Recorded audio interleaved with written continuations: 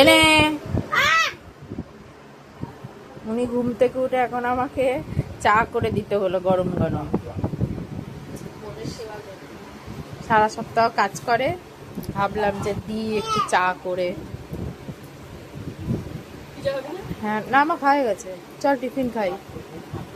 আরেকজনকে দেখো,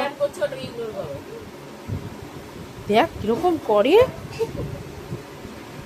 চল খাবার নিয়ে আসি, খাই।